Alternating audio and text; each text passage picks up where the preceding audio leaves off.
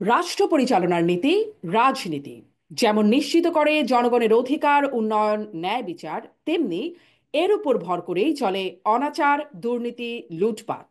এর এপিঠে আলো তো অন্য পিঠে অন্ধকার। রাজনীতির এপিঠ ওপিঠ আয়োজনে আইবিটিভি যুক্তরাষ্ট্র স্টুডিও থেকে আপনাদের সবাইকে স্বাগত জানাচ্ছি। আমি শারমিন চৌধুরী। রাজনীতির এপিঠ ওপিঠে আমার আজকের অতিথি বিএনপির vice chairman doctor Asaduzzaman Ripon এবং আছেন সিপিবির সাধারণ সম্পাদক রুহিন হোসেন প্রিন্স। যদিও রুহিন হোসেন প্রিন্সকে এই মুহূর্তে আমরা দেখতে পাচ্ছি না। ডক্টর আসাদুজ্জামান রিপন, আপনাকে স্বাগত জানাচ্ছি রাজনীতির আপনাকে এপিটোপিটে। দেখলাম, খুব ভালো লাগলো। অনেক ধন্যবাদ আপনাকে। জি। জনাব রুহিন হোসেন প্রিন্স, আপনি কি আছেন? আমি এই মুহূর্তে যদিও জনাব রুহিন হোসেন প্রিন্সকে পাচ্ছি না, তবে নিশ্চয়ই তাকে আমরা পাবো। আহ ডক্টর আসাদুজ্জামান রিপন, আপনার কাছ থেকে তাহলে শুরু করি যে বর্তমানে যেই পরিস্থিতি, যেখানে আসলে বিশেষ করে চট্টগ্রামকে ঘিরে যেই পরিস্থিতি শুরু হলো, সেটি যদি একটু শুরু থেকে শুরু করেই পরের দিকে আলোচনায় যাই। আহ ইসকনের সাথে সম্পৃক্ত সাবেক ইসকনের সাবেক নেতা চিন্ময় দাস ব্রহ্মচারী, তাকে গ্রেপ্তারের পরে আদালতে তোলা, জামিন নামঞ্জুর হওয়া, সেখানে একটা পরিস্থিতি তৈরি হওয়া, এই যে বিষয়গুলো ঘটে গেল এবং তার মানে তার কিন্তু একটা প্রতিক্রিয়া এখনো পর্যন্ত চলমান। আপনার কাছে শুরুতে একটু জানতে চাই যে এইরকম একটা পরিস্থিতি কেন তৈরি হলো, এর পেছনে কি আছে বলে আপনার মনে হয়? এই মুহূর্তে তাকে গ্রেপ্তার করা, আদালতে তোলা, এই বিষয়টা কি খুব প্রয়োজনীয় ছিল? এর জন্য কি যথেষ্ট প্রস্তুতি ছিল আপনার মূল্যায়ন? ধন্যবাদ আপনাকে। আপনি বলেছেন প্রয়োজন ছিল কিনা এবং প্রস্তুতি ছিল না, দুটো বিষয়। একটা হচ্ছে যে আপনার বাংলাদেশে যে একটা পরিবর্তন ঘটেছে এবং এই পরিবর্তনটা তো মানুষ চেয়েছে। গত বাংলাদেশে একটি ফ্যাসিবাদী শাসন ব্যবস্থা ছিল এবং যে সরকারটি জনগণের ভোটের তোয়াক্কা করেনি, যে সরকারটি গায়ের জোরে ক্ষমতায় চেপেছিল, এবং এই সরকারটাকে আমি ভেরি মাস লুণ্ঠনকারী একটি সরকার বলতে চাই। এবং এই সরকারটি তাবেদার সরকার ছিল বিদেশি রাষ্ট্রের। তো এমন একটি সরকারকে বাংলাদেশের মানুষ সবসময় হটিয়ে দিতে চেয়েছে, এবং আমাদের দল বাংলাদেশ জাতীয় কখনই বৈধতা দিতে চায়নি। এবং চাইনি বলে এই সরকারের অধীনে আমাদের দল এবং অপর অপর রাজনৈতিক দলগুলো, তারা কিন্তু কখনো শেখ হাসিনার অধীনে, আপনি যদি বলেন 14 নির্বাচন বলেন, 18 নির্বাচন বলেন, 24 নির্বাচন বলেন, এই নির্বাচনগুলো আমরা বয়কট করেছি। এবং এই বয়কট করার মধ্য দিয়ে আমরা আওয়ামী লীগ সরকারকে আমরা একটা ইলিগাল গভর্নমেন্ট এবং একটা আনইলেক্টেড গভর্নমেন্টের স্ট্যাটাসের মধ্যে তাদেরকে রেখেছিলাম। এখন কথা হচ্ছে কি যে আমরা জনগণ যাই রাখি না কেন শেখ হাসিনাকে বা শেখ হাসিনার সরকারকে, তার তো কিছু মুরব্বী ছিল, তার কিছু পৃষ্ঠপোষক ছিল, যারা তার তার লুটের সহযোগী, এবং যাদেরকে তিনি নানাভাবে দিয়েছেন এবং এমন ভাবে দিয়েছেন যা সারা জীবন মনে রাখবে। যদি আমি বলি, ভারতের কথাই যদি বলি, তিনি ভারতের প্রসঙ্গে বলেছিলেন, ভারতকে এত কিছু দিয়েছি যে ভারত সারা জীবন মনে রাখবে। তো সারা জীবন মনে রাখার মতো একটি রাষ্ট্র, শেখ হাসিনা ফ্যাসিস্ট হোক আর যাই হোক না কেন, তাতে তাদের কিছু যায় আসে না। কারণ তারা শুধুমাত্র তো, শেখ হাসিনা থাকলে তারা শুধু পেতেই পারতো, তারা পেতেই থাকতেন। তো এই যে জনগণের বিপরীতে শেখ হাসিনা অবস্থানের কারণে জনগণ এই সরকারের পরিবর্তন চেয়েছে, জনগণ এই কাঠামোর পরিবর্তন চেয়েছে, এবং জনগণ সেটা ভেঙে দিয়েছে, সেটাও সত্য কথা। এবং শেখ হাসিনার জন্য আমি বলবো ভাগ্যের নির্মম পরিহাস তার, সেটা হচ্ছে তিনি আমাদের নেত্রী বেগম খালেদা জিয়াকে তিনি বাড়ি ছাড়া করেছিলেন, তার বাড়ি থেকে উচ্ছেদ করেছিলেন। দেশের মানুষ তাকে দেশ থেকে উচ্ছেদ করেছে। বেগম খালেদা জিয়া বাংলাদেশের মাটিতেই ছিলেন। জেলে থাকুন এবং জেলের বাইরে থাকুন, হাসপাতালে থাকুন আর ঘরে থাকুন, কিন্তু তিনি দেশই আছেন, তিনি দেশ ছেড়ে তাকে যেতে হয়নি। কিন্তু ভাগ্যের নির্মম পরিহাস, শেখ হাসিনাকে নিজের দেশের মাটি ছেড়ে চলে যেতে হয়েছে। এটি হচ্ছে আল্লাহর বিধান। কারণ তিনি অনেক অহংকারী ছিলেন, তিনি কোনো কিছু তোয়াক্কা করতেন না।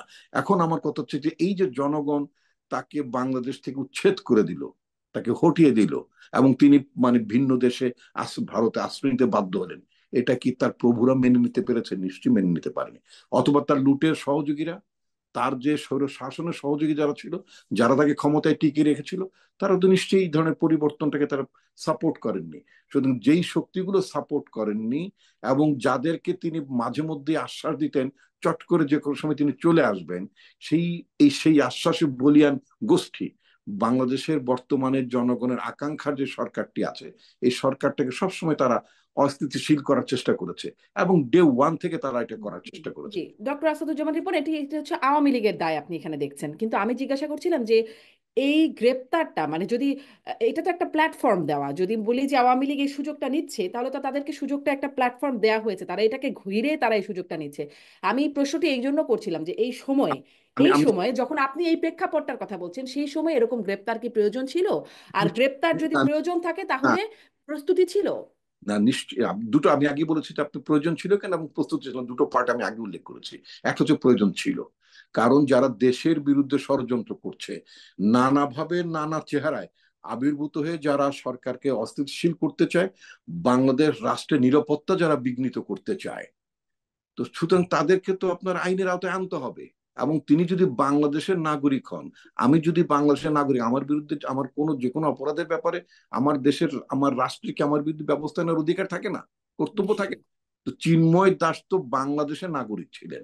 তো চিন্ময় দাসের অপরাধের কারণে তাকে তো আইনের আওতায় আনার দায়িত্ব রাষ্ট্রের, সরকারের। সেটা আমি সরকার। আসলে ডক্টর ডক্টর আসাদুজ্জামান রিপন, আমি এই জায়গাটাই কথা বলছিলাম যে রাষ্ট্রের দায়িত্ব, সরকারের দায়িত্ব, নিঃসন্দেহে দায়িত্ব। এরকম মামলা অনেকের বিরুদ্ধে আছে, বিএনপির অনেক নেতাদের বিরুদ্ধে এখনো অনেক মামলা রয়ে গেছে। জি। বা ধরেন অনেক ব্যবসায়ী, সাংবাদিক, অনেকের বিরুদ্ধে এই সময় আবার নতুন মামলা হয়েছে। সেই মামলাগুলোতে তো এখনই গ্রেপ্তার করে ফেলা হচ্ছে না, অনেকেই ঘুরে বেড়াচ্ছেন। এই সময়ে চিন্ময় দাসকে গ্রেপ্তার করা হলো যখন ইতোমধ্যে একটা এই পরিস্থিতি, এবং এবং তারপরে যেই পরিণতি হলো। জনাব রুহিন হোসেন প্রিন্স, আপনি যদি এই প্রশ্নটার উত্তর দেন, একই প্রশ্ন, আপনার কি মনে হয় যে ঠিক এই সময়ে চিন্ময় দাসকে গ্রেপ্তার করার প্রয়োজনীয়তা কতটা ছিল? এর যে একটা প্রতিক্রিয়া হবে এটা তো সবাই জানেন, এই প্রতিক্রিয়ার জন্য প্রস্তুত ছিল কিনা সরকার? ছিল, দেখেছেন আপনি? আচ্ছা, ধন্যবাদ আপনাকে এবং যারা এই টেলিভিশন পরিচালনা করেন তাদের সবাইকে ধন্যবাদ জানাচ্ছি। আমি এই ব্যাপারে যদি কুইক কমেন্ট করি, তাহলে এটা আমারও ব্যক্তিগত খুবই দৃঢ় ওপিনিয়ন। আমি অলরেডি গতকালও এই কথা এবং তার আগের দিনও এটা বলেছি। এটা মনে রাখা দরকার যে আমরা একটা আহ কি বলবো যে রক্তক্ষয়ী সংগ্রামের মধ্য দিয়ে একটা স্বতঃস্ফূর্ত গণ অভ্যুত্থান সংগঠিত করছি, এটা ঠিক। কিন্তু এর সাথে এটাও ঠিক যে এই গণ অভ্যুত্থানের বিপরীতে নানা গ্রুপ, নানা গোষ্ঠী আছে। সুতরাং আমাদের চ্যালেঞ্জ অনেক। এটি একটি নাম্বার। 2 নম্বর হচ্ছে আমরা স্বতঃস্ফূর্ত যে গণ অভ্যুত্থান সংগঠিত করলাম, এখানে কিন্তু একক কোনো দল বা গোষ্ঠী নাই, বা এমন শক্তি না যে যারা হচ্ছে কনসুলেটেড শক্তি, তারা সবকিছু দ্রুততার সাথে মোকাবেলা করতে পারে। তৃতীয়ত, এই সরকার শুরুতে সকল রাজনৈতিক দলগুলো এবং এইগুলোকে আস্থায় নিয়ে এই কাজটা করেনি। আমি আর বাড়ালাম না, আমি সামান্য 2-3টি কথা বললাম। এইরকম একটা প্রেক্ষিতে আমাদের অনেক কিছু আমার বিবেচনা একটু সফট ডিল করে আগানো প্রয়োজন ছিল, সেটা আমি মনে করি। আমরা জানি যে তারা যে কাজটা করেছে, যার কথা আপনি যে বললেন, এবং সেক্ষেত্রে যে পতাকা তোলার যে বিষয়টি রয়েছে, নিঃসন্দেহে এটি নিয়ে প্রশ্ন করা যায়, এটি নিয়ে সরকারের পক্ষ থেকেও প্রয়োজনে মামলা করতে পারে, এগুলো করতে পারে। কিন্তু আমাদের বাংলাদেশে অনেক কাজই তো কি বলবো যে ওই রকমের ক্ষিপ্রতার সাথে করা হচ্ছে না। তো এই জায়গায় আমার বিবেচনায় আর একটু কৌশলী হওয়াটা খুব জরুরি ছিল, কারণ আমরা কোনো অপশক্তি বা অন্যকে ওরকম সুযোগ দিতে চাই না। আগে যেটা রুহিন হোসেন বললাম, প্রিন্স, যদি আপনার পরিবেশ কি মনে পরিস্থিতি হয়? থাকতো তাহলে হতো। হ্যাঁ, আপনার কি মনে হয় এই সিদ্ধান্তটা কে নিল, কোথা থেকে আসলো? মানে স্বরাষ্ট্রমন্ত্রীকে তো আমরা খুব একটা আসলে সক্রিয় অবস্থানে দেখি না, অনেক ঘটনায় ঘটেন উনি আসলে কিছু বলেন না, বলেন আসিফ মাহমুদ, নাহিদ ইসলাম, উনারা বরং সক্রিয়ভাবে বা সরবভাবে কথা বলেন। এই সিদ্ধান্তটা আপনার কি মনে হয় যে এই মুহূর্তে চিন্ময়কে গ্রেপ্তার করতে হবে, এই সিদ্ধান্তটা কোথা থেকে আসলো? আচ্ছা, প্রথম কথা, আমি সরকারের পক্ষ থেকে গতকাল এবং আজও যা শুনে এসেছি, তাতে তো মনে হচ্ছে সরকারি সিদ্ধান্ত নিয়েছে। সেটাকে আমাকে অফিসিয়ালি বলতেই হচ্ছে। কিন্তু এটা আপনি যেটা বলেছেন যে শুধু আমি এই সিদ্ধান্তের কথা আমি সুনির্দিষ্ট করে বলতে পারবো না। এখানে সিদ্ধান্ত নানা জায়গাতে হয়, তবে আমার ব্যক্তিগত ধারণা বলতে পারি যে বিশেষ করে এই ধরনের ঘটনা নিশ্চয়ই সিদ্ধান্ত নিতে গেলে একেবারে সরকারের সর্বোচ্চ মহল তাদেরকে না জানিয়ে এইরকম একটা জায়গায় সিদ্ধান্ত সরকার নিতে পারে, সেটি আমার ভাবনার মধ্যে থাকছে না। তবে সাধারণভাবে আমি এই এই সিদ্ধান্তে নিয়ে কথাটা বলছি না। আর সাধারণভাবে দেখা যাচ্ছে যে এই ধরনের কর্মকাণ্ডের ক্ষেত্রে সরকারের যে সমন্বয়হীনতা রয়েছে, সেটা কিন্তু আমরা অতীতে অনেক ঘটনায় দেখেছি। জি, ডক্টর আসাদুজ্জামান রিপোর্ট, আপনি, আপনার কাছে আসবো। নিশ্চয়ই। আপনি কি, আপনি তো মোবাইল ফোনে আছেন, একটু রোটেট করা কি সম্ভব আপনার মোবাইল ফোনটা? মানে আমার মনে হয় এইরকম মোডে আছেন, আপনি যদি একটু ল্যান্ডস্কেপ মোডে করেন। আচ্ছা, আমি প্রশ্নটা করি যে ডক্টর রিপন, আপনি বলছিলেন যে হ্যাঁ, গ্রেপ্তার করা প্রয়োজন ছিল চিন্ময় দাস ব্রহ্মচারী, তাকে গ্রেপ্তার করা এই মুহূর্তে প্রয়োজন ছিল। রুহিন হোসেন প্রিন্স যেটি বলছিলেন যে সফট ভাবে ডিল করা যেতে পারতো। মানে এরকম অনেকখানেই তো আমরা আসলে সরকারকে সফট হতে দেখছি। যেমন ধরুন 3 কলেজের শিক্ষার্থীরা যখন সহিংসতায় জড়িয়ে পড়লো, একদম আগের থেকে বার্তা দিয়ে, হুঁশিয়ারি দিয়ে, সুপার সানডে, মেগা মানডে ঘোষণা দিয়ে তারা মানে নিজেরা সহিংসতায় জড়ালো, কি ব্যাপক ভাঙচুরের ঘটনা, এবং সেখানে আহত হলো, মানে একটা রক্তাক্ত সংঘর্ষ হলো। সেখানেও তো আমরা সফটলি ডিল করতে দেখেছি, যে যে পুলিশ আসলে খুব একটা ব্যবস্থা নিচ্ছে না, পুলিশকে মারমুখী না হবার বা এই ধরনের বিষয়ে প্রতিরোধ করে ফেলবার মতো কোনো অবস্থানে আমরা দেখিনি। একটা সফট জায়গায় তো গেছে, এখানে এমন হার্ড জায়গায় গিয়ে চিন্ময়কে গ্রেপ্তার করার কি প্রয়োজন হলো সেটি আপনার কাছে জানতে চাইছিলাম যে অনেকের বিরুদ্ধেই মামলা আছে, কিন্তু সবাইকে তো ধরে ফেলা হচ্ছে না এখনই। তাকে যে ধরতে হবে এই মুহূর্তে, যখন পরিস্থিতি দেশের এরকম, এই বিষয়টি আসলে কোথা থেকে সিদ্ধান্ত আসলো বলে আপনার মনে হয়? না, আমি মনে করি এরকম একটি সিদ্ধান্ত নিঃসন্দেহে আপনার সরকার শীর্ষ মহল থেকে এসেছে, এতে কোনো সন্দেহ নেই।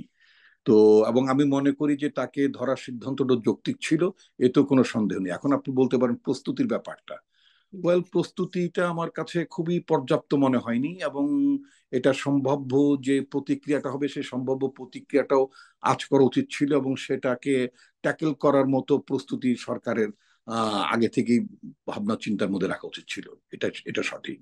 জি। তবে আপনি বলছেন এটি খুবই যৌক্তিক ছিল তাকে গ্রেপ্তার করাটা? না, হঠাৎ করে আপনার সনাতনী জাগরণী মঞ্চ নামে আপনার মানে তারা যে নতুন ভাবে যেভাবে আবির্ভূত হচ্ছিলেন, তাদের যে কথাবার্তা, তাদের যে হুঙ্কার, তাদেরকে থামিয়ে দেওয়াটা খুব জরুরি ছিল, এতে কোনো সন্দেহ নেই। এটা কি আসলে থামলো ডক্টর রিপন? এখানে কি থামলো বলে মনে হচ্ছে যে এই পরিস্থিতি দেখা যাচ্ছে? এটা থামলো কিনা, এটা অবশ্যই থামাতে হবে, কারণ এটা একটা উগ্র মৌলবাদী হুম। শক্তি। এই উগ্র মৌলবাদী শক্তির উত্থানকে আমরা মনে করি এটা আমাদের জাতীয় নিরাপত্তার জন্য অবশ্যই হুমকি। আমরা জি। এটাকে নিশ্চয়ই আর মানে আগে বাড়াতে মানে দিতে। থামানোর জন্য এইভাবে গ্রেপ্তার করা এবং তাকে মানে তারপরে জামিন নামঞ্জুর করা, এটি ভালো মেথড? না, যদি কেউ যদি রাষ্ট্রদ্রোহের অপরাধ করে থাকে তাকে তো অবশ্যই গ্রেফতার করতে এবং তাকে আইনের আওতায় আনতে হবে, তাকে জামিনও দেওয়া যায় না। রাষ্ট্রদ্রোহ মামলাতে ইমিডিয়েটলি জামিনের কোনো সুযোগ নেই আমার জি। জানা মতে। জি, আমি যদি আসলে আইনের কথা বলছেন, জামিন তো হয়, জামিনের আবেদন হয়েছে, জামিন তো দিতেই পারেন আদালত যদি বিবেচনা করেন। তো কিন্তু আমি আসলে যে প্রশ্নটি করতে চাই, যে আইনের মামলার সুযোগ খুব কম। আইনের কথা বলছেন আপনি। আইন তো আসলে মানে আইনের তোয়াক্কা আসলে এই সময় কতটা করা হচ্ছে? ধরুন, একদমই যদি আমি নিছকই আইনি তর্ক করি, যদি আহ, আহ, বলি যে ধরেন আম, কিছুদিন আগে আমরা দেখলাম জাতীয় জাতীয় সঙ্গীত নিয়ে কথা উঠলো, সেটি আমাদের আহ, মানে সাম্প্রদায়িকতার সাথে জড়িত এরকম কথা বলা হলো। তারপরে আমরা দেখলাম সংবিধানে যেখানে জাতির জনক হিসেবে স্বীকৃতি দেওয়া হয়েছে, মানি না, এখন বলে ফেলা হলো যদি না মানি সংবিধান থেকে তো বাদ দিতে হবে, কারণ তাছাড়া তো আইনিভাবে আইনের একটা লঙ্ঘন হয়ে গেল। মানে আইনের লঙ্ঘন তো এরকম হরহামেশা হচ্ছে। আইন তো এখন আসলে খুব বড় ব্যাপার না, বিপ্লবোত্তর সময় আইন যে বড় ব্যাপার না সেটা এই সরকারও স্বীকার করছে। না, ঠিক আছে, আপনি যে কথাগুলো বললেন আমি এটাকে আসলে বিপ্লবও মনে করি না, আমি এটাকে মনে করি একটা গণ অভ্যুত্থান হয়েছে। এটা বিপ্লব করার জন্য একটা বিপ্লবী সংগঠন লাগে, বিপ্লবের লক্ষ্য থাকে, উদ্দেশ্য থাকে, কর্মসূচি থাকে।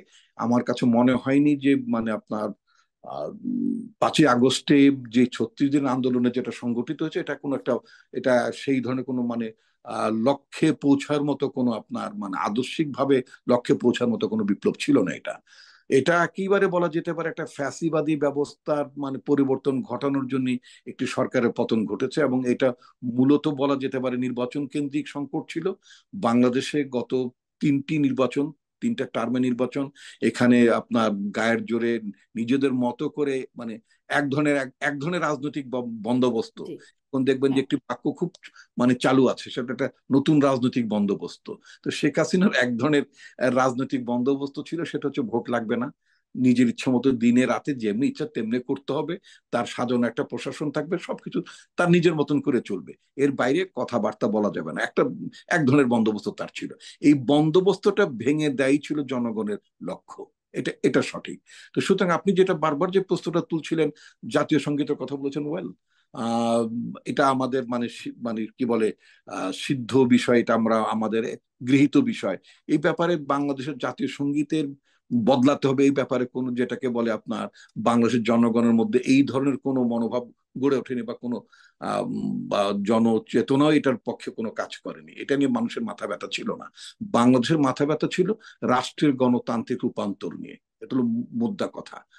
বাংলাদেশের মানুষের মাথা ব্যথা ছিল রাষ্ট্র ফ্যাসিবাদী কাঠামোর মধ্যে ঢুকে পড়েছিল, সেটা নিয়ে মানুষ ভোট বঞ্চনার মধ্যে ভুগছিল।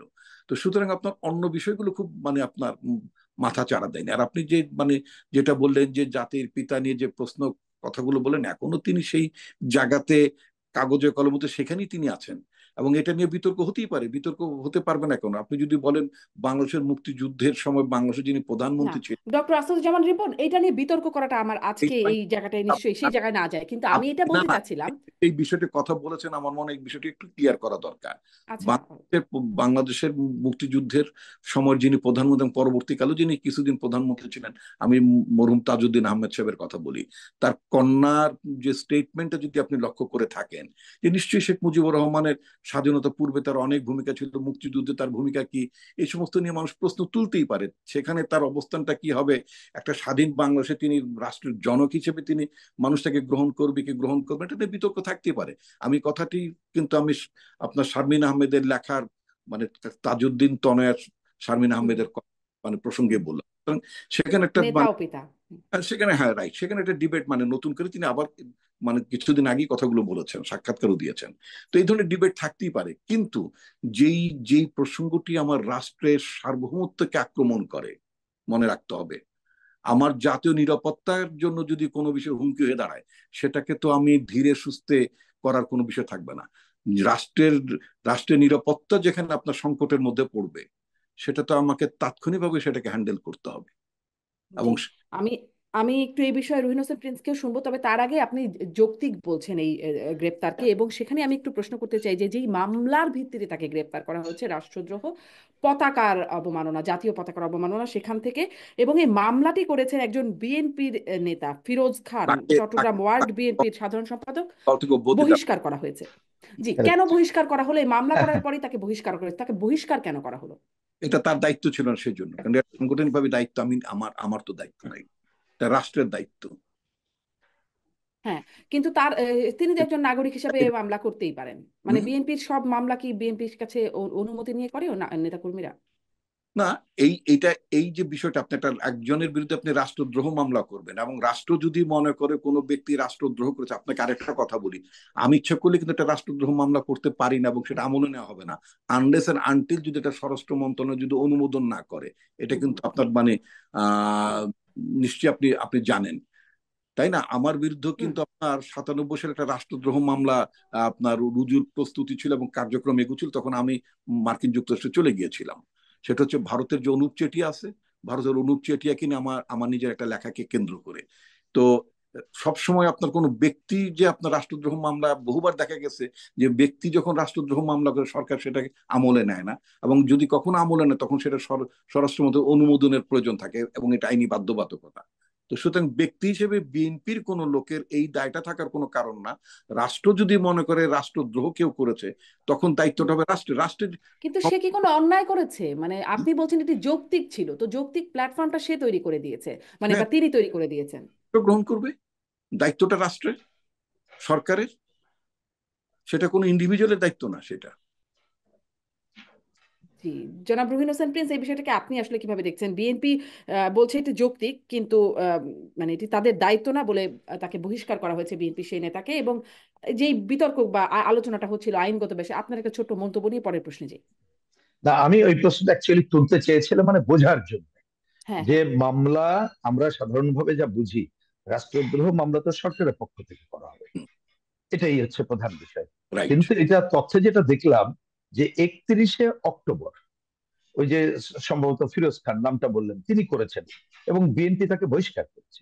কিন্তু এতদিন পরে আমি বলছি যে একটা ন্যায্য মামলা হতে পারে, প্রথম কথা। রাইট। দ্বিতীয়ত, মামলা হলে তাকে গ্রেপ্তারও করতে পারে, সেটা নিয়ে কিন্তু আমি কি বলবো যে বিরোধিতা বা অন্য জায়গায় যাচ্ছি না। না। কিন্তু একটা স্থান, কাল, পরিবেশ এটা বিবেচনা রাখতে হবে, কারণ আমি কিন্তু শুরুতে বর্তমান সরকার তার কতগুলো পয়েন্ট গুলো কিন্তু বলেছি যে তার শক্তিশালী অবস্থান কিনা, আমি 3টা পয়েন্ট উল্লেখ করেই আগে বলেছি। আমি তার সাথে আপনি যে পরবর্তীতে বললেন যে অনেক জায়গাগুলো যেটা করছে, আরে সেগুলো তো আমি দেখছি ছেড়ে দেওয়া হয়েছে। হুম। এখানে একটা নৈরাজ্যকর পরিস্থিতি যাতে হয় সেই পরিস্থিতি করা হয়েছে, সেইখানে কোনো হস্তক্ষেপ করলো না।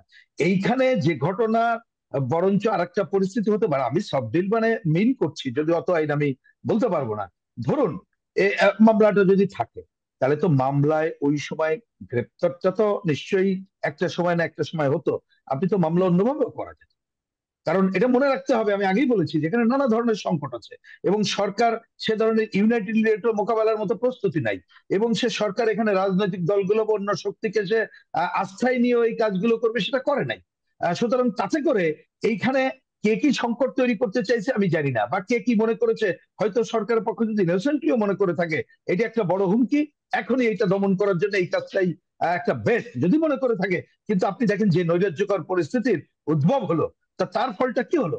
আলটিমেটলি এই অন্তর্বর্তীকালীন সরকার এবং আমরা সবাই মিলে, কারণ এখন তো সবাই মিলেই তো আমরা এই সরকারের সমর্থন তো আমরা এখনো সমর্থনে করেছি, আমরা কিন্তু একটা নতুন ধরনের সংকট, নতুন একটা জায়গায় চলে চলে গেলাম এবং যাচ্ছিও। জিনিসটা তো এত সহজে যাচ্ছে না, আপনি দেখেন বিদেশ অন্যান্য জায়গাগুলো কোথায় চলে গেল।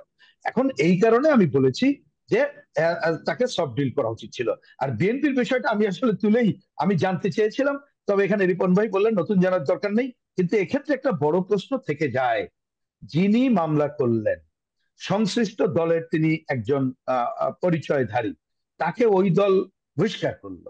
আমার বরঞ্চ জানার ইচ্ছা, সরকার কি তাহলে এই মামলাটা কিভাবে আহ, মামলাটা তাতে বাতিল হয়ে যায়, আমি কিন্তু তা মিন করছি না। হুম। আমি বুঝতে চাইছি সরকার কি নতুন করে মামলা করেছে, আমি কিন্তু এখনো পর্যন্ত জানি না সেরকম।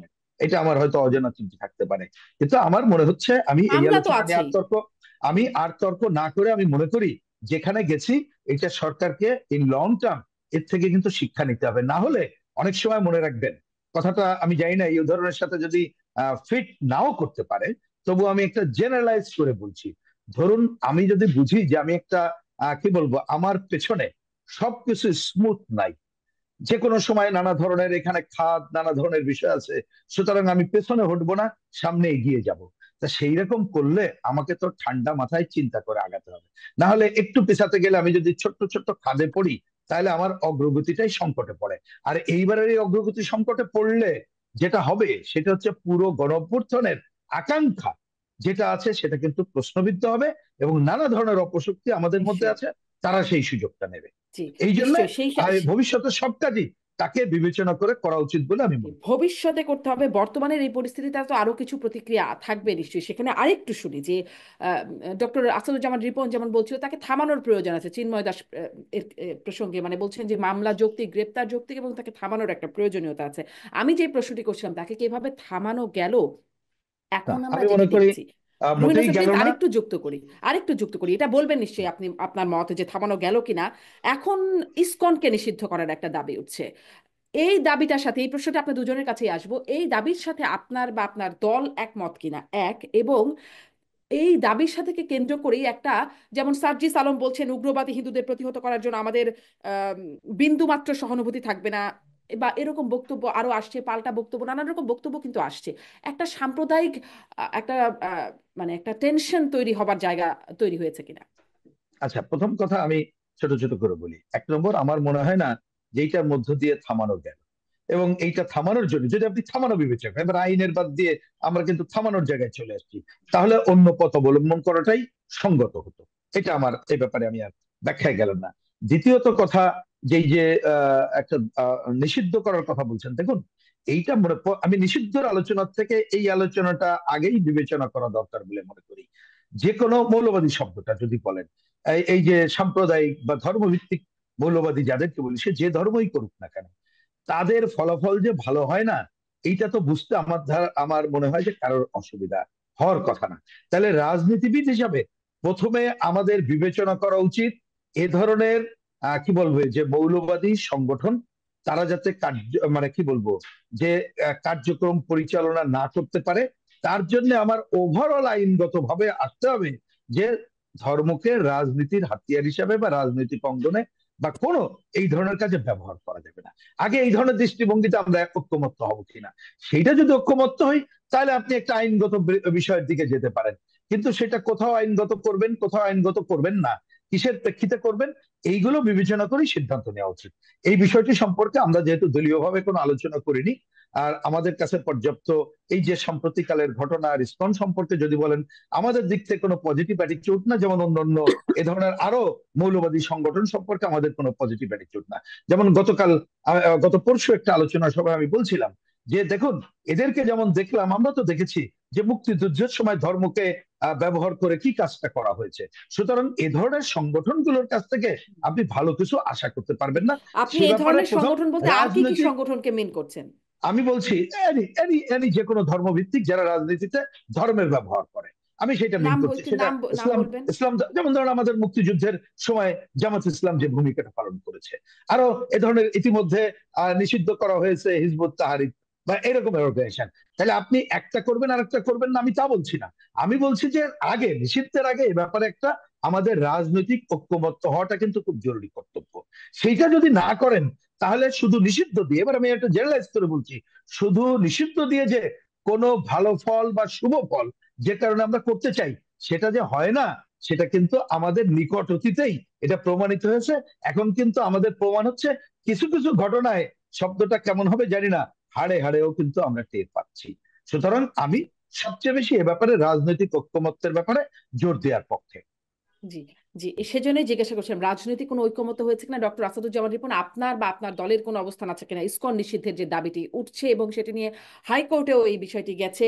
3 দিনের মধ্যে আদালত জানতে চেয়েছেন সরকারের অবস্থান ইসকন প্রসঙ্গে। ইসকন নিষিদ্ধের বিষয়ে আপনাদের দলীয় কোনো অবস্থান আছে কিনা?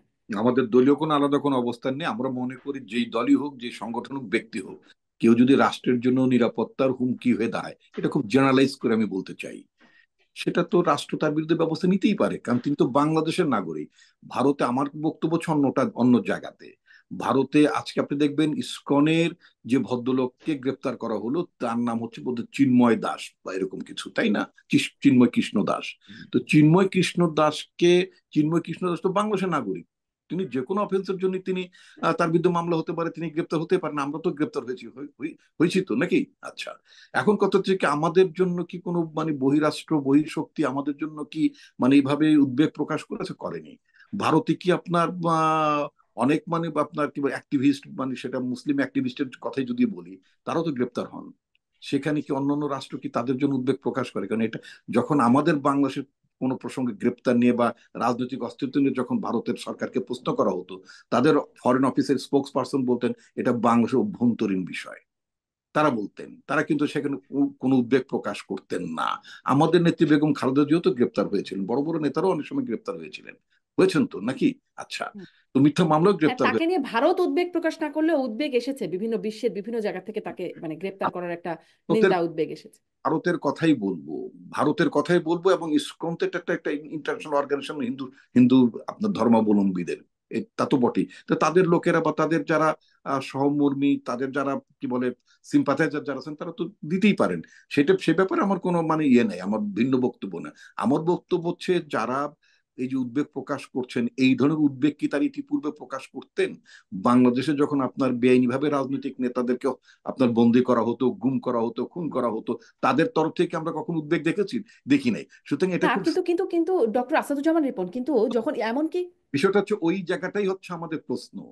আমরা যখন এই জন্য আমরা ভোটটার কথা ভাবি, আমাদের গণতন্ত্র যখন বিপন্ন হয়ে যায়, আমাদের নির্বাচন ব্যবস্থা যখন তছনছ হয়ে যায়, বাংলাদেশ যখন খুন গুমের রাজত্ব প্রতিষ্ঠিত হয়, তখন তো আমরা ভারত বা ভারতের সাথে বা এই কনসেপ্টে যারা বিশ্বাস করেন, তাদের মধ্যে আমরা কখনো উদ্বেগ দেখিনি। কিন্তু চিন্ময় এক- কৃষ্ণ দাস একদম বাংলাদেশের নাগরিক, বাংলাদেশের সরকার মানে তার বিরুদ্ধে মানে মামলা করেছেন বা তার তার বিরুদ্ধে আইনি ব্যবস্থা নিয়েছেন। এখানে আদালত আছে, আমাদের আদালত খুব ইন্ডিপেন্ডেন্টলি এখন কাজ করছে। তো সুতরাং এখানে আমরা মানে আইনের প্রতি আমাদের আস্থা রাখতে পারি। আপনি কোর্টের কথা বলেছেন, কোর্ট জানতে চেয়েছে, আমরা সে পর্যন্ত অপেক্ষা করতে পারি যে মানে সরকার কি উত্তর দেয়, সেটা তো আমরা অপেক্ষা করাই উচিত হবে আমাদের। জি। আপনি বলছিলেন যে রাজনৈতিক নেতাদের যখন গ্রেপ্তার করা হয়েছে তখন তো ভারত কোনো প্রতিক্রিয়া দেয় নাই, কিন্তু ভারত কিন্তু আমাদের দেশে যখনই কোনো সংখ্যালঘু সাথে সম্পর্কিত কিছু হয়েছে, হিন্দুদের উপর কোনো রকম বা তাদের উপর কোনো আক্রমণ হয়েছে, তখনই কিন্তু প্রতিক্রিয়া দিয়েছে। এখানেও কিন্তু তাকে, জি, বারবার বারবার করেছে।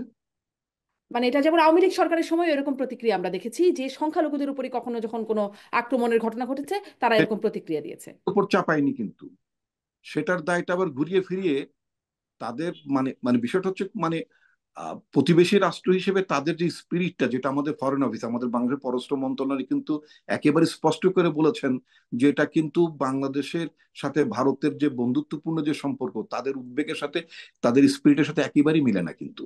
এটা কিন্তু আমাদের পররাষ্ট্র মন্ত্রণালয় খুবই খুবই পরিষ্কার করে বলেছেন তাদেরকে। জি, আপনি কি কোনো মানে সাম্প্রদায়িক কোনো সম্প্রীতি নষ্টের কোনো আশঙ্কা দেখেন এই পরিস্থিতি আমি বা এই আমি হুমকি ধামকি? মনে করি বাংলাদেশের মানুষ অত্যন্ত ধর্ম সহিষ্ণু একটি রাষ্ট্র।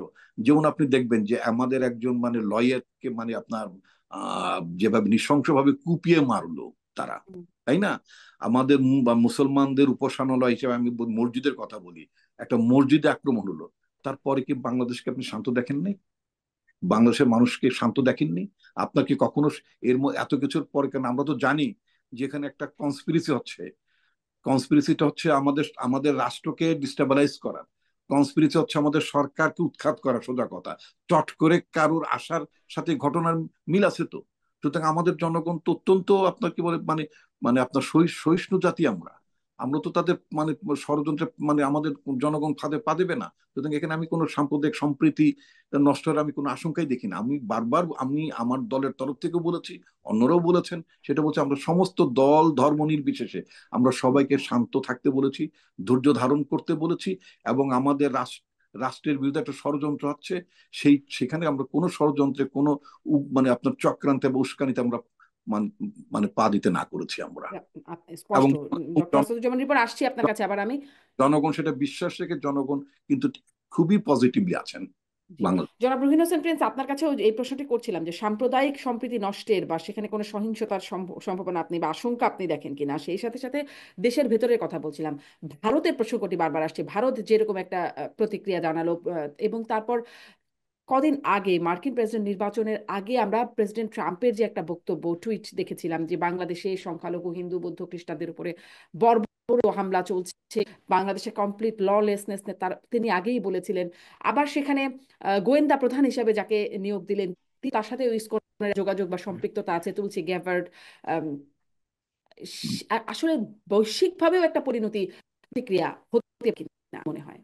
না, অনেকগুলো বিষয় বললেন, তো আমি এক দুই করে একটু বলি। প্রথম কথা, এই আলোচনায় ইতিমধ্যে এসেছে, এইটা আলোচনা না করে আমরা যেটা আলোচনা করছি এটা যথাযথ হয় না, এই জন্য আমি কথাটা শুধু রিপিট করছি একটু আগে যেটা হলো। কারণ এই ঘটনার প্রেক্ষিতে চট্টগ্রামে যেভাবে নৃশংসভাবে একজন আইনজীবীকে হত্যা করা হলো সেটা একেবারেই অনাকাঙ্ক্ষিত।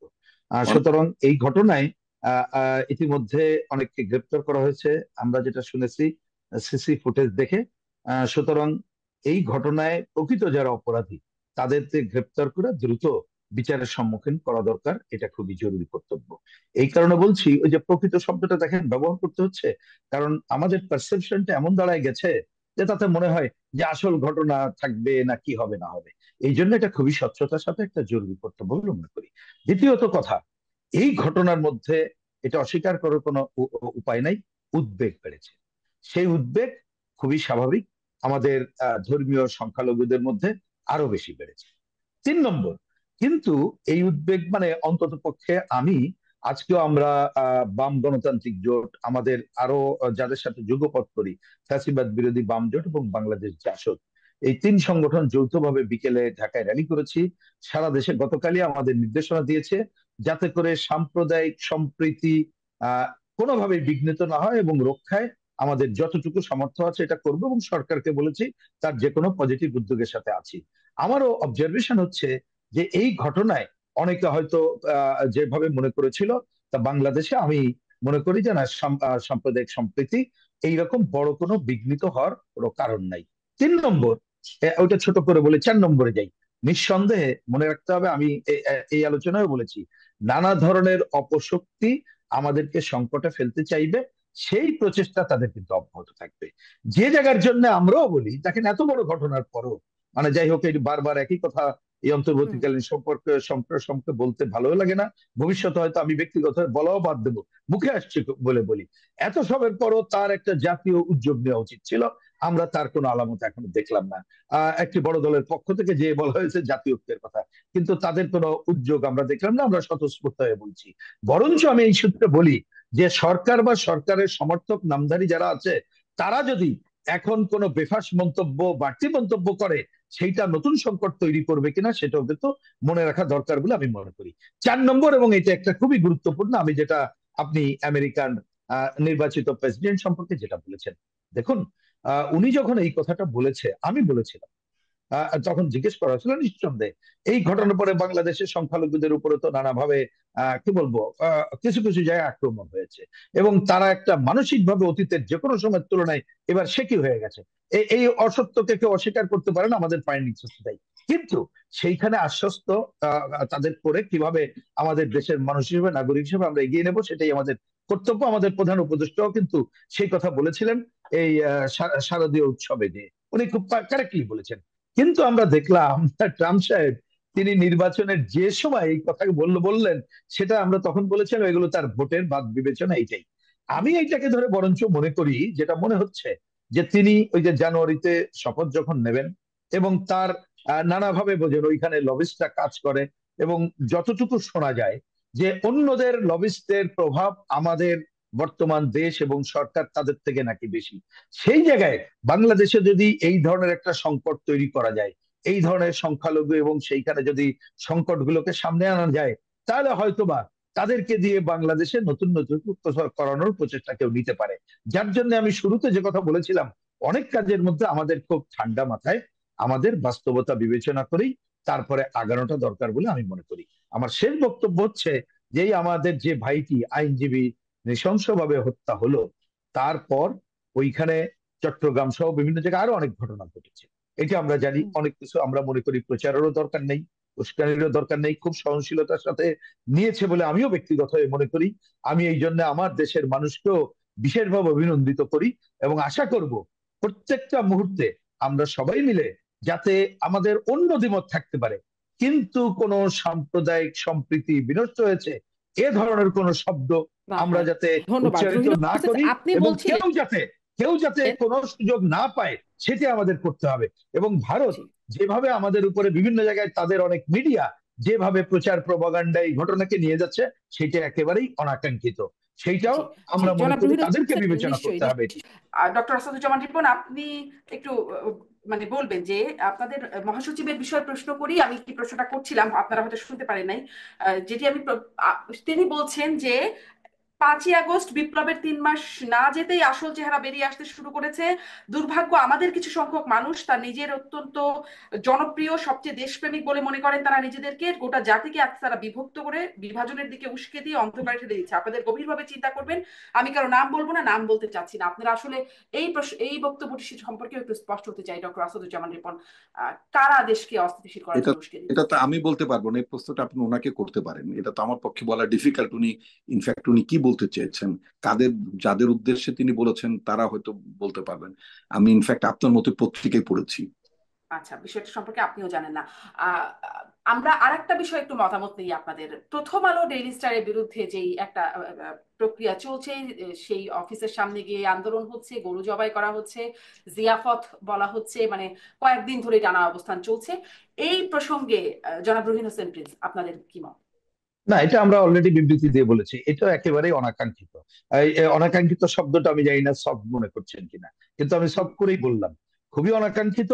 এবং এইটাও দেখেন, আমি একটু লিঙ্কটা বারবার কেন করতে চাইছি, সেটি হচ্ছে যে আমরা সম্প্রতিকালে যে গণ অভ্যুত্থান সংগঠিত করেছি তার আকাঙ্ক্ষার সাথে এটা একেবারেই সামঞ্জস্যপূর্ণ না।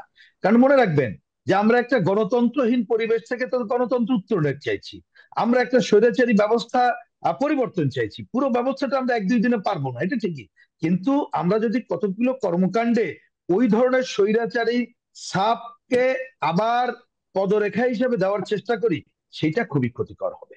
সুতরাং জি আমি আশা করব এ ব্যাপারে অবশ্য আমাদের সরকারের কারোর কারোর মত বা সহযোগীদের মত অন্য থাকলেও সরকারের পক্ষ থেকে যে পজিটিভ পজিশন নেওয়া হয়েছে আমি ধন্যবাদ জানাই।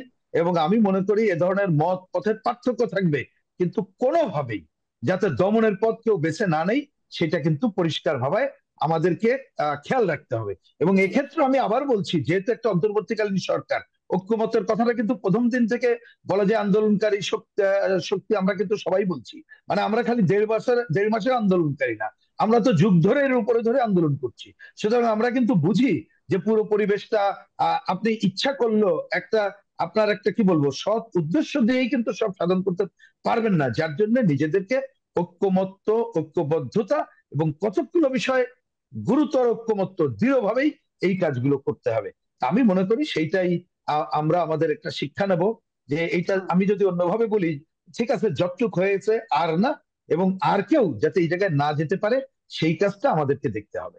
জি, সেই কাজটা দেখার ক্ষেত্রেও কি আপনি যেটা বলছেন ডক্টর আসাদুজ্জামান রিপন, যে শক্তভাবে দেখতে হবে, শক্তভাবে হ্যান্ডেল করতে হবে, এখানে কি শক্তভাবে হ্যান্ডেল করা হচ্ছে?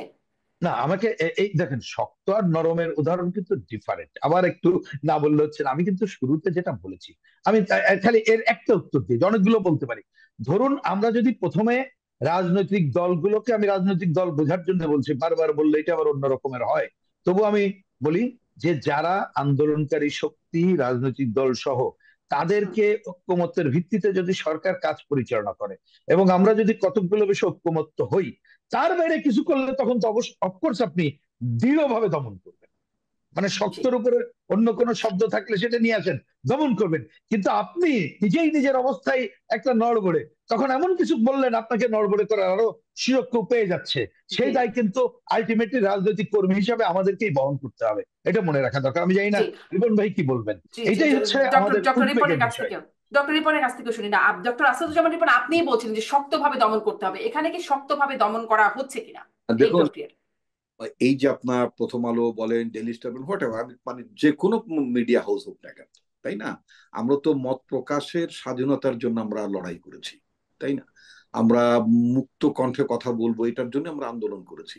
সুতরাং এই ক্ষেত্রে মানে কোনো ব্যক্তি বা গোষ্ঠী যারা এটা হুমকি হয়ে দাঁড়াবেন, তাদের তাদের তাদের সাথে আপনি কিভাবে মানে তাদের কিভাবে আপনি হ্যান্ডেল করবেন, কিভাবে আপনি তাদেরকে হ্যান্ডেল করতে চান, নিঃসন্দেহে, তাই না। স্ট্রেইট প্রথমটা, ইয়েস, এই পর্যন্ত আমাদের পুলিশ মানে ল এনফোর্সিং এজেন্সি তারা, আমি মনে করবো তারা ধৈর্যের পরিচয় দিয়েছেন, তারা বলেছেন।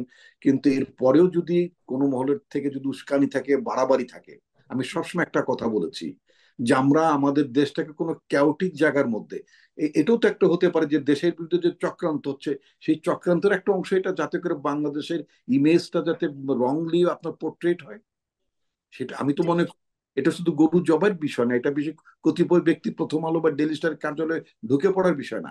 আমি তো মনে করি বাংলাদেশের ভাবমূর্তি বিনষ্ট করার জন্য যে মহলটি প্রথম দিন থেকেই এই সরকারকে আপনার বিব্রত করছে, অস্থিতিশীলতার দিকে নিয়ে যাচ্ছে, সেটার একটা পার্ট এটা। সুতরাং এটাকে আমি অবশ্যই, এটাকে আমি শক্তভাবে আমি হ্যান্ডেল করতে বলবো, এটাকে প্রতিরোধ করতে বলবো। এবং অবশ্যই সরকারের পেছনে তো আমরা সবাই আছি। আমরা তো এই ধরনের আপনার এনার্কিকে আমরা নিঃসন্দেহে আমরা সাপোর্ট করতে পারি না। মানে আসলে যাদের ডাকে এই প্রথম আলো ডেইলি স্টারের ভবন ঘেরাও করা হচ্ছে বা সেই কর্মসূচিগুলো হচ্ছে, এই প্রবাসী অনলাইন অ্যাক্টিভিস্ট পিনাকি ভট্টাচার্য মূলত এই আহ্বান জানাচ্ছেন, এবং তারপর পরই আমরা এই অবস্থা দেখতে পাচ্ছি। ডক্টর আসাদুজ্জামান রিপোর্ট, আপনি বলছেন ভাবমূর্তি বিনষ্টের জন্য চক্রান্তের অংশ কোনো মহলের উস্কানি, সেই বিষয়গুলো বলছেন। কিন্তু তিনি তো সক্রিয়ভাবে এই আহ, শেখ হাসিনার ফ্যাসিবাদ সরকার পতনের পেছনে সক্রিয় ভূমিকা পালন করেছে। আহ, সেই বিষয়টি তো স্বীকৃতই হয়। নিঃসন্দেহে সেটা স্বীকৃত, নিঃসন্দেহে তার সেই ভূমিকাকে আমরা সম্মান জানাই। কিন্তু এটাও তো হতে পারে তিনি দেশের বাইরে আছেন, বাংলাদেশের বর্তমান সরকার যে একটা অন্যভাবে একটা নিরাপত্তা সংকটের মধ্যে পড়েছেন। আমার ধারণা তিনি মানে তিনি এটা কতটা উপলব্ধি করতে পেরেছেন, অথবা তাকে যারা মানে এই বক্তব্য তার বক্তব্য বিবৃতির পরিপ্রেক্ষিতে যারা মানে মাঠে সক্রিয় হয়েছেন, তারা আসলে মানে কোনো সংগঠন কিনা আমি জানি না। এটা আমি জানি না, হয়তো ফিউ ইন্ডিভিজুয়ালস হতে পারে, হতে পারে। আমি আমি এক্স্যাক্টলি আমি মানে আমি তাদের সম্পর্কে আমার কোনো ধারণা নেই। আচ্ছা, যদি আপনার এটা হয়ে থাকে, সেটা তাদেরকে রিয়ালাইজ করতে সাহায্য করতে হবে যে আসলে আমাদের দেশের এখন পার্সপেক্টিভটা কোন জায়গায়, কোন প্রেক্ষিতে তারা এটা করছেন। এবং এই ধরনের প্রথম আলো, ডেইলি স্টার বা ইভেন আমি নিজেও তো মানে আপনার মানে পত্রিকা পরিচালনা করি। আমাদের যে কোনো সিদ্ধান্ত মানে যে কেউ, আমাদের কোনো লেখায় যে কেউ অসন্তুষ্ট হতেই পারেন। তো সেটা তো আপনার প্রতিবাদের ভাষা তো আপনার নিশ্চয়ই সেটা শান্তিপূর্ণ হবে, ডেমোক্রেটিক হবে। সেটার জন্য তো আপনি মানে অ্যানার্কি মানে তৈরি করাটা তো মোটেই সমীচীন হবে না। প্রথম আলো ডেইলি স্টারকে বলা হচ্ছে দিল্লির দালাল। এতক্ষণ যে ভারতের প্রসঙ্গে আমরা কথা বলছিলাম, ভারতের প্রতিক্রিয়া এবং ইসকন নিষিদ্ধ সেই প্রসঙ্গগুলো নিয়ে যে কথা হচ্ছিল, সেখানে যেমন ভারতের অযাচিত প্রভাবের কথা আলোচনা হচ্ছিল, ঠিক এইভাবে যারা আসলে এই আন্দোলনটাকে প্রথম আলো ডেইলি স্টারের বিরুদ্ধে নিচ্ছে, তারাও বলছেন যে প্রথম আলো ডেইলি স্টার এরা হচ্ছে দিল্লির দালাল। সাথে আরো কিছু গণমাধ্যমের নাম উঠে আসছে। রুহিন হোসেন প্রিন্স, এই বিষয়ে আপনিও একটু মন্তব্য কি বলবেন কিনা, যে যেভাবে করে এই আন্দোলনটাকে আনা হচ্ছে, আমরা যেটা দেখতে পাচ্ছি, পিনাকি ভট্টাচার্য তিনি প্রবাসী থেকে এই মুভমেন্টটাকে সক্রিয় করছেন, এবং বাংলাদেশে তৌহিদি জনতার ব্যানারে সহ আরো কিছু ব্যানারে এই আহ, আন্দোলনটা পরিচালিত হচ্ছে। এটাকে আপনি না, কিভাবে দেখেন? কিভাবে দমন করা হচ্ছে? আচ্ছা, এক্ষেত্রে আমি পরিষ্কার বলি, দেখি বলতে এই ব্যাপারে আমাদের পার্টির বিবৃতি অলরেডি যেটা দিয়েছে আমি সেটাকে কোট করেই বলি। প্রথম কথা হচ্ছে, যে কেউ তার কথা বলতে পারে, আমি মতামত দমন করার কথা বলছি না। হুম। কেউ এটা দিল্লির পত্রিকা বলুক আর অমুকের পত্রিকা বলুক, সেটা বলুক, সেটা নিয়ে আমি তার সাথে যুক্তি তর্ক যারা প্রয়োজন মনে করে তারা করবে, সেটা নিয়ে আমার কথা না। কিন্তু নৈরাজ্য করার অধিকার কারণ নাই, এটা কারেক্ট, এটা মনে রাখতে হবে। এবং আমরা আমাদের পরিষ্কার করে বলেছি, এই নৈরাজ্যকারীরা কিন্তু চিহ্নিত। হুম। যেটা আপনি বললেন, ওটা একজন ব্যক্তি না, অনেকেই ঘোষণা দিয়ে করেছে। সে দেশের ভেতরে হোক বাইরে হোক, আমরা দেখছি। এবং যারা গেছে তারা কিন্তু বুক ফুলিয়ে ওইখানে কথাগুলো বলছে। তারা কিন্তু আরো দুই জায়গায় কি বলে যে আপনি ভাঙচুর করলো, করে সাইনবোর্ডটা মাথায় করে বীর দর্পে চলে যাচ্ছে। এগুলো তো চিহ্নিত। সুতরাং এই চিহ্নিতদের বিরুদ্ধেই ব্যবস্থা নেওয়া দরকার। সেটা আমি মনে করি এটা আইনগত ব্যবস্থায় নিতে হবে। এবং এইখানে আরেকটা শব্দ আসছে, যে সব ডিলের বিষয়টা, সেটা আপনি প্রথমেই একটা সময় সেটা আপনি করার জায়গাটা হয়তো বা আপনি ছিলেন। কিন্তু এখন যেখানে সর্বশেষ আমাদের সরকার যে পজিশন গুলো নিচ্ছে, সেক্ষেত্রে আমি মনে করি যে এইখানে আর কোনোটাই তার, কিন্তু যদি এইখানে সে পিছু উঠতে থাকে তাহলে আরো কতগুলো সংকট তৈরি করবে। আপনি বিশ্ববিদ্যালয়গুলো, কলেজ বিশ্ববিদ্যালয়গুলোর কথা তো আপনি বলেছেন, শুরু এটা বললেন যে কিভাবে ঘোষণা দিয়ে এই কার্যক্রমগুলো চলতেছে। সুতরাং কিন্তু ওই যে আবার ওই কথাটা আবার রিপিট হয়, এবং সেই রিপিটটা করতে নিজেদের কাছেও অত ভালো লাগে না, যে মনে হয় কি আমরা কি আরো সাইডে কত কি করতে চাই। সেটি না, বলছি যে শুধুমাত্র যেহেতু অন্তর্বর্তীকালীন সরকার, তাকে কতগুলো দৃঢ় এবং শক্ত ভূমিকা নিতে গেলে, কারণ এখনো তো সবকিছু সে তো নিজের প্রশাসনকে সাজিয়ে যেটা করবে সেটা সে পারে নাই, আশাও আমরা করছি না। তাহলে রাজনৈতিক দলগুলো এবং অন্যদেরকে আস্থায় নিয়ে করতে হবে। কিন্তু সেইটা না করে উনি যদি গুটি কয়েক রাজনৈতিক দল বা তার কিছু ওই ভেতরে থাকা বা বাইরে প্রভাব বিস্তারকারীদের উপরে আস্থায় নেন এবং তাদের কথার উপরে নির্ভর করে কিছু করেন, সেটা কিন্তু আর একটা সংকট তৈরি করবে। এবং এক্ষেত্রে একটা মন্তব্য করি, এখানে রিপন ভাই বলেছেন, এটা কোনো দ্বিমত নাই, যে সেটা হচ্ছে যে অনেক শক্তি এই ধরনের ঘটনাগুলো কে তারা করতে পারে। কিন্তু যেমন করতে পারে ঠিক, আবার ধরেন হয়তোবা ইনোসেন্টলি কেউ কোনো কাজটা করলো, কারোর কিরণক হয়ে করলো না, কিন্তু তারা কিন্তু এটাকে ব্যবহার করে। এগুলো মনে রাখতে হবে। কারণ অপশক্তি নানাভাবে করে, এবং তারা তো একদিনও তো শান্তিতে থাকতে দেওয়ার কথা না। এটা না বোঝার কি আছে? হ্যাঁ, একদিনে যে ভালোভাবে শান্তিতে থাকবেন তো বোঝার কথা নাই। সুতরাং সেইটাকে তাদের বিরুদ্ধে পাল্টে ওই কথা না বলে, আমাদের কি বলে পক্ষে, জনগণের পক্ষে আমাদের বাস্তব ভূমিকাই কিন্তু নিতে হবে। এইটা জি। ছাড়া হবে না। আমি প্রসঙ্গ করে বলি, দেখেন আজকে আমরা এই যে এত আলোচনা করলাম, আপনি এইটার মধ্যে আমরা থাকলাম, কিন্তু কালকে বাজারে যে যদি দেখা যায় যে জিনিসপত্রের কোনো উন্নয়ন করতে পারলো না, বাজার সংস্কারের কোনো ভূমিকা নাই। আপনি গ্রাম অঞ্চলে একটা মামলা করতে গেলে দেখা গেল এখন আইন শৃঙ্খলা বাহিনীর কোনো ভূমিকা নাই। দেখা গেল আগের মতো দখলদারের বাইরে পাল্টা দখলদারও হচ্ছে। তার মানে আপনি এই আলোচনা যে আমরা করলাম, তাহলে এই অন্তর্বর্তীকালীন অন্য কাজগুলো কোথায় চলে যাবে? আমি বলছি যে সুতরাং আমাদের প্রত্যেকটা মুহূর্ত এখন খুবই গুরুত্বপূর্ণ। সেই নিঃসন্দেহে গুরুত্বপূর্ণ রুহিন হোসেন যেটা প্রিন্স, হয়েছে, একটা ছোট করে আমি একটা মনে মন্তব্য করি একটু সম্মিলিতভাবে যাওয়া দরকার। আপনার কাছ থেকে। হ্যাঁ, এই যে সম্মিলিতভাবে মানে রাজনৈতিক দলগুলোকে আস্থায় আনার কথা বলছেন, আস্থায় কেন আসছে না এই প্রশ্নটাও একটু করতে চাই। সাথে সাথে আপনাদের দুজনের কাছে এই প্রশ্নটা একটু আনতে চাই যে আইন শৃঙ্খলা পরিস্থিতি, যে যে রুহিন হোসেন প্রিন্সও বলছিলেন যে মানে যে বিশৃঙ্খলা যদি হতে থাকে, আসলে তো হচ্ছেই। মানে 3 কলেজের ঘটনা দেখলাম, তার আগের রাতেই বুটেক্স আর পলিটেকনিকের মধ্যে সহিংসতার ঘটনা দেখলাম, এরকম ঘটেই যাচ্ছে প্রতিনিয়তই। স্বরাষ্ট্র মন্ত্রণালয় আসলে কি ভূমিকায় আপনারা দেখতে পাচ্ছেন? স্বরাষ্ট্র উপদেষ্টাকে কি ভূমিকায় দেখতে পাচ্ছেন? তার বক্তব্য কতটা সক্রিয় সরব বলে মনে হচ্ছে? ডক্টর আসাদুজ্জামান রিপন, একটু বলবেন? ধন্যবাদ আপনাকে। আসলে বিষয়টা হচ্ছে কি, এই যে সরকার, এই সরকারটি তো আসলে মানে অন্তর্বর্তীকালীন সরকার। এই সরকার খুব টাফ অ্যাটিটিউডের সরকারটা, মানে অনেক সিদ্ধান্ত নিতে চাচ্ছেন না বলে আমার মনে হয়। যেমন ধরুন, তারা ধরেই নিয়েছেন তাদের প্রধানত একটা কাজ হবে সংস্কার এবং একটা নির্বাচন দেওয়া। কিন্তু সংস্কার এবং নির্বাচন দেওয়ার ক্ষেত্রে যে সমস্ত অনাকাঙ্ক্ষিত যে বিষয়গুলো ঘটছে একের পর এক, আপনি যেটা বললেন, আপনার বুটেক্স এর কথা বললেন, পলিটেকনিক ইনস্টিটিউটের কথা বললেন, এই দুটো প্রতিষ্ঠান খুবই পাশাপাশি তেজগাঁতে। এই দুটো প্রতিষ্ঠানের এবং এই প্রতিষ্ঠান দুটো বহুদিন ধরে পাশাপাশি ছিল, সেই মানে পাকিস্তান আমল থেকেই ছিল। কোনোদিনই তো আপনার এই ধরনের কোনো সংঘাতে মানে বিষয়টা আসেনি। বা ঢাকার যে সমস্ত কলেজগুলোতে মানে একটা সেটাই। কলেজের সাথে জড়িয়ে পড়ছে, গ্রামে যেমন পাড়ায় পাড়ায় মহল্লায় মহল্লায় যে একটা সংঘর্ষের ব্যাপার হয়, আমার কাছে যেটা মনে হয়েছে কি আসলে, দেখুন আপনার ওই যে ছাত্ররা তো একটা বড় ধরনের একটা মানে আন্দোলন করেছে। এই ছাত্রদের এই আন্দোলনের শক্তিটাকে আসলে বিভাজিত করার জন্য এখানে আপনার এজেন্ট প্রভোকেটিয়ার্স নানা ইস্যুতে এখানে ইনভলভ হয়ে গিয়েছে, এবং তারা সেভাবে ইন্ধন লাগিয়ে এই ছাত্রদের ঐক্যটাকে ফাটল ধরানোর চেষ্টা করছে। এবং ছাত্রদের যে একটা আপনার ইতিবাচক ইমেজ, এই ইমেজটার সম্পর্কে যাতে মানুষের এক ধরনের হতাশা যাতে ডেভেলপ করতে পারে, এটার জন্য মানে মহল বিশেষ কাজ করছেন। আপনি যেটা প্রশ্ন তুলেছেন যে what is the role of the home adviser, তাই তো? হুম আচ্ছা, হোম অ্যাডভাইজার যারা আছেন, আজকে একটা পলিটিক্যাল গভর্নমেন্ট হলে পলিটিক্যাল সিদ্ধান্ত নিতে পারতো। ওনারা যেটা চিন্তা করেন, আমরা 6 মাস বা 1 বছর বা 1.5 বছরের জন্য আমরা আসি, আমি কেন মানে টাফ স্ট্যান্স নেবো, এটা একটা বিষয়। দ্বিতীয়ত সবচেয়ে বড় যে সংকটটা, সেই সংকটটা হচ্ছে আপনার আইন প্রয়োগকারী সংকট। আমি particularly I am talking about police. হুম পুলিশের কিন্তু মোরালটা ভেঙে গেছে, তাই না?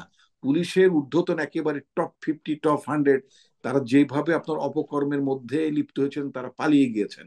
এবং অনেক পুলিশ অফিসারদের বিরুদ্ধে মামলাও আছে।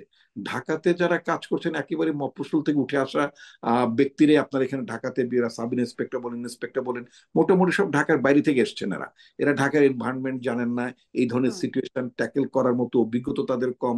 তারপর তাদের মধ্যে এক ধরনের আশঙ্কা থাকে যে আমরা কতটা মানে টাফ হলে আবার আমাদের বিরুদ্ধে ভবিষ্যতে কোনো মানে মানে কি বলে মামলা হয় কিনা, এসব কিছু মানে ভেবে চিনতে রয়েস হয়ে, অথবা একটু দেখছি, এই ধরনের একটা অ্যাটিটিউড আছে। স্বরাষ্ট্র উপদেষ্টা যিনি আছেন, তিনি একজন ব্যক্তি, তিনি পরিচালক, কিন্তু তিনি যাদেরকে দিয়ে পরিচালনা করাবেন, সেই ইনস্ট্রুমেন্ট গুলোকে তো আপনার মানে প্রোঅ্যাক্টিভ হতে হবে। আমার কাছে যেটা মনে হচ্ছে যে আমাদের ল এনফোর্সিং এজেন্সি যেটা আছে, তারা খুব বেশি প্রোঅ্যাক্টিভ না হওয়ারও সঙ্গত, কারণ তারা একটা ট্রমা থেকে মানে এসেছেন। জি। দে নিড কাউন্সেলিং, তাদের কাউন্সেলিং এর প্রয়োজন আছে। সেনাবাহিনী কেন, মানে আসলে তো এখন ল এনফোর্সিং এজেন্সির সাথে সেনাবাহিনীকেও ম্যাজিস্ট্রেসি পাওয়ার দিয়ে নামানো হয়েছে। সেনাবাহিনী, বিমান বাহিনী, নৌবাহিনী, 3 বাহিনীকে নামানো হয়েছে। তাদেরকেও খুব অ্যাক্টিভ কেন দেখা যাচ্ছে না? আচ্ছা, এখন আপনি দেখেন সেনাবাহিনী কেন প্রোঅ্যাক্টিভ দেখা যাচ্ছে না। সেনাবাহিনী কিন্তু in aid to the civil administration, এটা কিন্তু মনে রাখতে হবে। সেনাবাহিনী কিন্তু নিজের তরফ থেকে অনেক কিছু মানে করবেন না। আপনি কি এটি কি প্রথম আপনি সেনাবাহিনীকে আপনি এই রোলে হুম দেখলেন? বাংলাদেশে যখন আমরা রোজার মাসে আমরা বাংলাদেশে দেখছি, আপনি নিশ্চয়ই দেখেছেন যখন দেশে ছিলেন, তারা রোজার মাসে আপনার যখন ট্রাফিক ম্যানেজমেন্টে যখন খুব বিপর্যয়ের মধ্যে পড়ে যেত, তখন আমরা কি দেখিনি ঢাকার রাজপথে সেনাবাহিনীকে ডেকে আপনার ট্রাফিক ম্যানেজমেন্টে ট্যাকল করার জন্য তাদেরকে ডাকা হতো। আপনি যদি নির্বাচনের কথা যদি দেখেন, নির্বাচনের সময় আপনার সামনে দিয়ে মানে সেনাবাহিনীর গাড়ি টহল দিত, যেত, আসতো, তাই না? এবং ভেতর হুম থেকে সারা হয়ে যেত, মানে অর্থাৎ ব্যালট বাক্স ভরা হতো, যা ইচ্ছা তাই করা হতো। সামনে তো আমরা ঠিকই সেনাবাহিনী মানে টহল দেখতাম তো, তাই না? কিন্তু আনলেস এন্ড আনটিল আপনি সেনাবাহিনীকে যতক্ষণ পর্যন্ত আপনি তাদেরকে আপনার দায়িত্ব অর্পণ না করবেন, অ্যাক্টিভ রোলটা না দেবেন, ততক্ষণ পর্যন্ত তারা এটা করতে পারে। অ্যাক্টিভ রোল মানে কি? এখন তো ম্যাজিস্ট্রেসি পাওয়ার দেয়া আছে, আর কি অ্যাক্টিভ রোল দেবে? না, ম্যাজিস্ট্রেসি পাওয়ার আর এনফোর্সমেন্ট কিন্তু এক জিনিস না। ম্যাজিস্ট্রেসি পাওয়ারটা হচ্ছে আপনি কাউকে জরিমানা করতে পারবেন, শাস্তি দিতে পারবেন, কিন্তু আপনার এনফোর্সমেন্ট এনফোর্সমেন্ট একটা আলাদা। যেমন আপনার যখন পুলিশ যখন কোনো অ্যাকশনে যায়, কখন বিশেষ ধরনের উদ্ভূত পরিস্থিতি হয়, সেখানে কিন্তু একজন ম্যাজিস্ট্রেটের নির্দেশিত মানে তারা কিন্তু অপারেশনটা পরিচালনা করে, অর্থাৎ তারা ডিপ্লয়মেন্টে থাকেন, এনফোর্স করেন। তো সেনাবাহিনী কিন্তু আপনার এনফোর্সমেন্টের পজিশনে নাই। না, তারা তো ম্যাজিস্ট্রেসি পাওয়ারটা পেয়েছে। আমি একটু জনাব রুহিল হোসেন প্রিন্স আপনার কাছ থেকেও একটু আসলে আমরা বোধহয় একটু ভুল করে ফেলি ম্যাজিস্ট্রেসি হ্যাঁ, মানে what is the role of a magistrate. একজন মানে ম্যাজিস্ট্রেটের রোলটা হচ্ছে যিনি আপনার একজন অফিসার, মানে একেবারে সর্বনিম্ন সিনিয়র ওয়ারেন্ট অফিসার থেকে শুরু করে ওই স্টেশনে যিনি লেফটেন্যান্ট বা ক্যাপ্টেন বা মেজর লেভেলে যারা থাকেন, তারা সেটাকে আপনার মানে আহ, মানে সিভিল আইনের আওতায় সেখানে একটা জরিমানা করা, শাস্তির বিধান করা, এগুলো তারা করতে পারেন। কিন্তু হুম তারা তো এটাকে একেবারে কি আপনার মানে ডান্ডা পেটা করো, অমুক করো, তমুক করো, এটা তো সাধারণত সেনাবাহিনী এই কাজটা করেন না, মানে না, করা। আহ, কিছুটা তো করেন। যেমন করোনার সময় তো আমরা দেখেছি মানুষকে নিরাপদ রাখার জন্য তখন তো মানুষকে বা ঘর থেকে যারা বেরোচ্ছে তাদের বিরুদ্ধে কিছু ব্যবস্থা তো আমরা দেখেছি সেনাবাহিনী নিতে, এবং এটাও জনগণের প্রয়োজনেই সেনাবাহিনী তখন নিয়েছে। এই জায়গাটা তো এখন দেখা যাচ্ছে না। সেনাবাহিনীকে কেন দেখা যাচ্ছে না এই রোলে, বা আপনি দেখছেন কিনা রহিন হোসেন প্রিন্স? আমি যদি জায়গাটায় কনক্লুশন না করে আপনার কাছে জিজ্ঞাসা করি যে সেনাবাহিনীকে পাওয়ার দিয়ে নামানো হয়েছে, তারা কি যথাযথ ভূমিকা পালন করছে কিনা, এক। স্বরাষ্ট্র উপদেষ্টার ভূমিকাকে আপনি কিভাবে দেখছেন? স্বরাষ্ট্র মন্ত্রণালয়ে যাদের আসলে লিড রোল, তারা কি অবস্থায় আছে? দুটা প্রশ্ন জানতে চাইবো রহিন হোসেন প্রিন্স। আচ্ছা, এই দুইটা প্রশ্ন বলার আগে আমার ভিত্তিটা বলি। আমি এই দুই জায়গায় যে ভূমিকা দেখছি, এটাকে আমি অস্বাভাবিক দেখছি না। অস্বাভাবিক দেখছি না এই কারণে, আমি সেই কথাটা বলেই আপনি ওই দুইটা আমি একেবারে সুনির্দিষ্ট করেই আমার মত বলবো। কারণ একটা এ ধরনের গণ অভ্যুত্থান পরিস্থিতি মনে রেখেন, একটা হচ্ছে দীর্ঘ গণ অভ্যুত্থান পরিস্থিতি হলো, বড় হত্যাযজ্ঞ সংগঠিত হলো। 5 তারিখের পরে কিন্তু আমাদের পুলিশ স্টেশনে যেভাবে হামলা এবং পুলিশের কতজন মারা গেছে এখনো আমরা শুধু যাই না যে ঘটনাটা ঘটলো। সুতরাং তার উপরে আপনি এই সরকার তার কাজ পরিচালনা করছে, এটা আপনি প্রথমে যদি হিসাবে রাখেন, তাহলে আমার বিবেচনায় দেখবেন আমাদের এই যে স্বরাষ্ট্র উপদেষ্টা, আমরা ওনাকে ভালো চিনি না, হয়তো মানুষ হিসাবে উনি ভালো, উনি বলছেন যে আগের মতো এরকম দমন পীড়নের পথে আমি যাব না। কিন্তু পরিস্থিতি যা, ওই কথাই তো কি বলবো যে এমন পরিস্থিতি তৈরি করে আপনি সামলাইতে পারবেন না। তাহলে গেল ওইটা, যার জন্য এই যে বলছি, আপনি যদি এখানে অন্যভাবে ডিল করতে পারতেন সেটা আপনি করলেন না। আমাদের সেনাবাহিনী, আমরা তো ওই ঘটনার সময় আসলো যে 5 তারিখে যে অভ্যুত্থান সংগঠিত হলো তার আগে ওনারা ডিসিশন নিয়েছে যে আমরা ছাত্রদের উপরে গুলি, হ্যাঁ নিঃসন্দেহে এটা স্যালুট পাওয়া যোগ্য। এটা নিয়ে কোনো, আমি মনে করি কি বলে, যেটা একটা আমাদের হিস্ট্রিতে একটা অনন্য ভূমিকা হিসেবে চিহ্নিত হবে বলে ব্যক্তিগতভাবে আমি মনে করি। কিন্তু তারপরেও পুরো পরিবেশ পরিস্থিতি আপনি দেখেন, আমরা কি ইউনাইটেড জায়গায় আছি? ওই যার জন্য ইউনিটির কথাটা কিন্তু বারবার আসছে, আমরা বারবার বলছি, এবং এই বলাটাকে আমি জানি না আমাদের দুর্বলতা হিসেবে মনে করছে, বা আমাদের দল হয়তো অত বড় না এই জন্য বলতো আমারও খারাপ লাগে, যার জন্য বলছি যে বোধহয় এই কথাগুলো আমার বন্ধ করে দেওয়া উচিত। যাক, সরি, আমি অন্য কারণে কথা বললাম। তাহলে এখন এই সেনাবাহিনী তো আমি মনে করি যে তারাও তো একটু শেকি আছে, যে আমি যে কত কি করব না করব, কোথায় কি হবে না হবে, এই এই দুইটা হচ্ছে বাস্তব কারণ। এবার শেষ কথা হচ্ছে, আসলেই যদি আপনি পরিবেশ পরিস্থিতির উন্নয়ন চান, তাহলে স্বরাষ্ট্র মন্ত্রণালয় প্লাস আর্মির কাছ থেকে দেশবাসী যা আশা করে এই দুইটা তারা দেখতে পাচ্ছে না। জি, অনেক ধন্যবাদ, অনেকটা স্পষ্ট। অনেক ধন্যবাদ জনাব রুহিন হোসেন প্রিন্স। অনেক ধন্যবাদ ডক্টর আসাদুজ্জামান রিপন। আপনাদের দুজনকেই মাঝখানে একটু টেকনিক্যাল সমস্যা হয়ে গেছিল, এজন্য আমি দুঃখ প্রকাশ করছি। অনেক ধন্যবাদ সবাইকে। ধন্যবাদ দর্শক সাথে থাকবার জন্য। আজকের মতো বিদায়।